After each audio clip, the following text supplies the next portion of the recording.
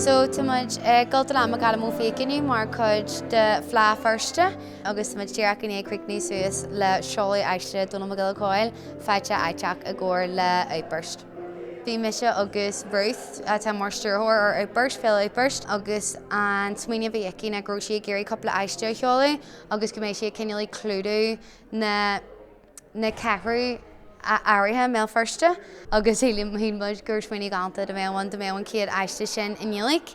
So bhí ar an gol sa túir dennig an aeracha aró scoid na scríbhneoireachta acu agus bhí géalaí galanta, so darnáin níor duine réal an seas Dónall Mac Giolla Chóill. But ní buinte bríagam leis an scríbhneoireachta or whatever just roní mé an tá sé go fáilir belam faoi, so. Smaointeoirí más a bhéic í riá. Mar chuir sé céistear am an scríofainn an rud agus am se cinnte. Cinn na faiban na smó tugam sa mhéal ní hiaglam níl a réile daoine.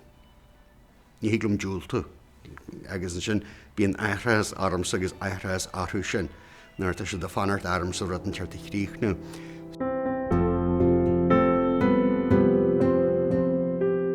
While I'm just going to get a hey Dónall or dispara ash and aiste specialty show crew is aish show at the end the talk the pobl soginia agus so much into buick to shake galanta.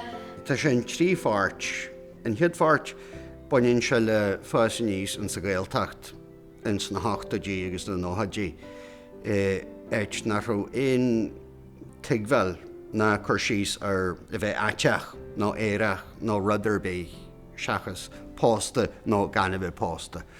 An sin an darna chuid mé teart go Belfast agus tigmheil go róchma ar bhela an teart difriúil.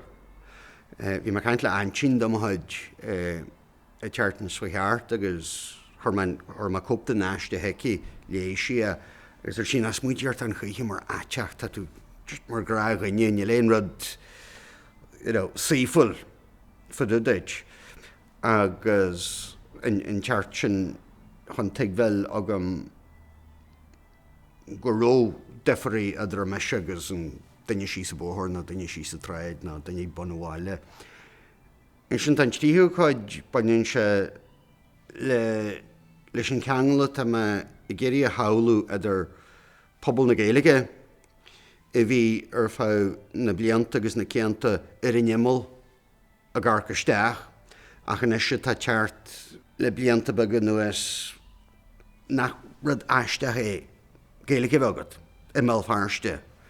Agus sin an pobl aiteach ar ó go minic ar an imol ach an is scomala sa teach le daoine tú bheith an na as le éireach nó lesbíach nó díreach. Tá beirt ansin go mata go fáil beá. Deir a frathe nó áire. Nancy i mine lách a dtíor chonaill agus Beatrice hall an Clydebank in Albain. Bog me se go Belfast agus an sin amarbí a hain nóháile deir an Nancy. So, a gúnail, bhfuil banna bí a good go fáil. Stíann sé níl. Tíir sí, tá a hé am agad, tá tú ág go leabhar go fáil. So blian mé gal nóháile, bhfuil banna bí a good go fáil. Níl Nancy. So an sin bhí me ag tóirú deirifar da chuid sa cí má Aunty Mary agus bhí meid an Jack in an tóirú. So héime sé síos tíú le Nancy agus ir sí. Agus tá sios na 8 díneis. Na gcónail ceimar a Belfast, tá man greithe go leor, chana sé bréití do go fáil. Bhfuil banna bí a go fáil. Níl Nancy. Tá mai gé. Bhfuil fearra bí a go fáil. Draigar me se níl Nancy. Tá a hé am agad tá tú ág go fáil. An sin le chur leis an donas. Is tí sa te tafarne in Jack ar sa siise le níon sa cí Moira. Moira, cuirt an álann seo? Hannig mar an alca dé. Tá Dónall sa gine gé. Bhil bhí sagam sa ag a fointe sin go mó se fríd na trí páraiste. So le mó anal tarníthe agam. Idir an bhirteach go.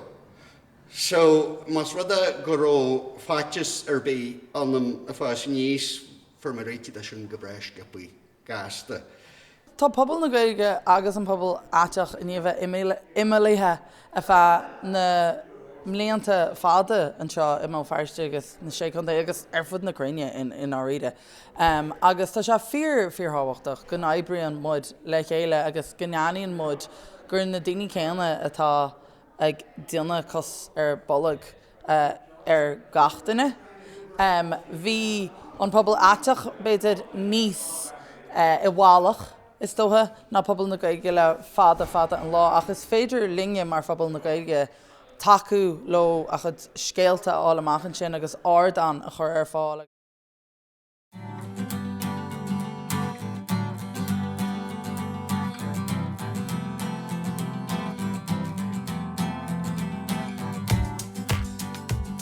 Tá imime seo special doing your fad mar go bheith seo an chéad riú de breag bháis aeracha Gaelach a bheith ná mai big fat Gael wedding mar a churmaidir. An rud is táchtaí fan amach seo na nácinn sé ga glúiseach le chéile is a struggles céna fan cearta agus cónanas. Caim mar agur seán headbar gur chéidir mar ruderbí, de raibím déanú ferretí gá cadí ceáil chur amach náid seolta leor so seo léim chun tasaí dúsa agus an cheadhar go nearnam hé díir se dáramsa mar is cardide, sean cardide sin.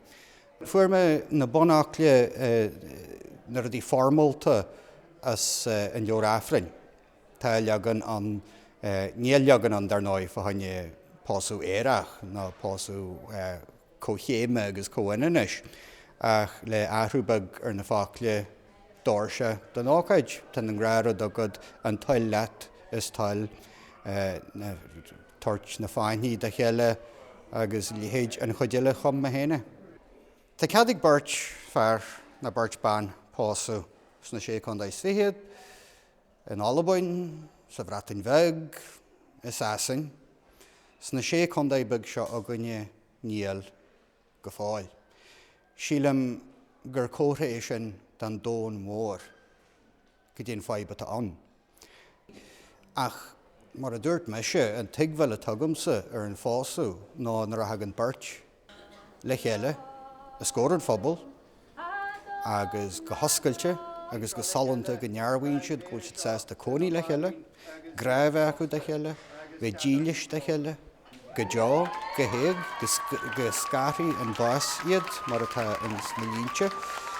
Ma adan mid fada go leor athraithe rudaí agus castar an tíide agus hílú daoine nach é poblach na héireann sé chun fiad, deisceart, go bé taine mháile táirtear, an chead tír ar chláir an dóin, a dáthratha an líd ar bháta coitianta an phobal, go náthraid den bonracht tré refran lena líhéide cheadú, ach ba muid an chead tír, agus nílón a céiste ama. An spíú se fada ná máil lua ná né tamil da bhlianta da strachailt creidim héin go ddíngháil se go darlathe se ach seir tá muid cleachtaithe fánachtar a dís náite. Okay, is that us, young boys?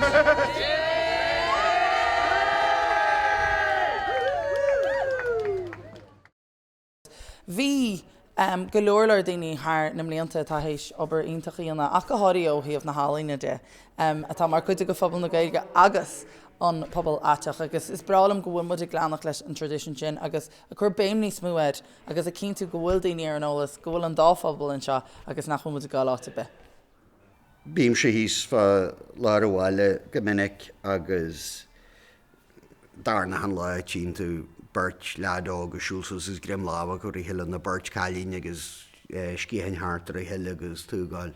Bhfuil is agad han áhar inta sér bí níos mó ach sílim ggóil se táhairta de ghineoga áitethe éire leisbíach agus ahan rud go dtaigeann siad grú seirt strachailt an roimh seo tharún strachailt is mó agamsa i mo héal. Han me se dulinn i méid is mó. Bhín táhar bhí teala agus blúchairde háartarm agus níón tromíocht a chuim se fríd amláin go halt le rud a chuid daoine eile fríd. Ach go dtaigeann daoine le in chun go bhfuil siad i marachtal an síl defriúil go bhfuil ar nós gomalam. gur sin an rud is fear a hoc le bheith an a chéú teag bhil go rórad an teartón roimhe sin. Tá se luite go man san aiste, tá féile acu inis ag gleithí níla brád na Gaeltachta. Tá choúteach agam gáil an saoú seo róin agus me sé fáis níos de múlihéid fiú a haú ag daoine tá seo glána sa méor. Ach tan rud an táid an is an dúin agus dé se déir siid we're queer, we're here, get used to it. So hannig mé híana mar aeracha agus mé dóigh an bhanscoil agus ní sin nóia Gaeilgeoir óg aerach héil pobl na Gaeilge tócan gé, brilliant. You know, Gaeilgeoir óginn sé aerach bei seo dóigh den neachta stramdearg. Agus de réir chéile éireoran teiliú dhéanú pobl na Gaeilge a réit na mblianta. Agus nuair mé sílam 6 na 7 bhfuil mé le Dónall den chéad. Agus, fágéil tachta, land foiineh, cóir just ar na bailí cearta, granmhar, cenealta, go léamh an eorainn seo agus níiad mar rá cé go ddíach an tionathir a bhí ag pobl na Gaeilge ach tá súil agam mar ghinne mar áróg éire pobl na Gaeilge go nearn an pobl seo chun mhaid céarna agus a rinn sé sin dúine.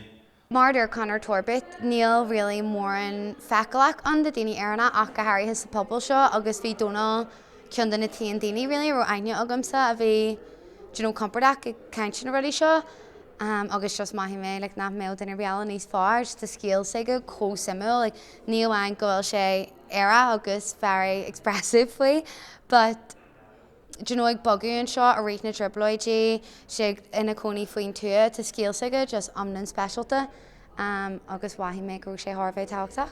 Tá Dónall Mac Giolla Chóill ina i grílar chuidhór an stuff a Harlín an seo ag an Galterlinn. Mar Harlínse is eisian na seolann chuidhór gan na leabhar a bhíon san seo bíonn se mar airí ag go leor gan na seoltaí leabhar a bhíon agan agus is iontach ringe agus is bráling gur thucar se an leabhar an beag se cheola ag flá Feirste agus an seo sa Galterlinn. Is duine é atá iní taú linge go mór thar na mblianta agus tá mé tá súlam gur curú fear na fáilte ribh an seo a gúnaí agus go maithíonn se Somála an seo agus mar chuide gon phobal atá an seo agus tá muid Tharbh broú las gur chuir se le chéile agus go bhfuil an obair se diontaige. Bhí man géirí go mó seáú in seo in sa Galterlinn ná mar déirmsa an sáile a measc mó tir héin hí scafte breig in seáú sin lá na cartha ach ba bhaithlumm chun scóil chud bhaid an scéal faoimsa agus faoin taithí síle bhí agam mBéal Feirste san na Hadí agus na Gaeltachtaí a bhí bunaí hir náid seo ar na rigneamh seo ar an scafte an drama hanig is náid seo bhhaithlumm go mó an seáú an seo in sa bhaile.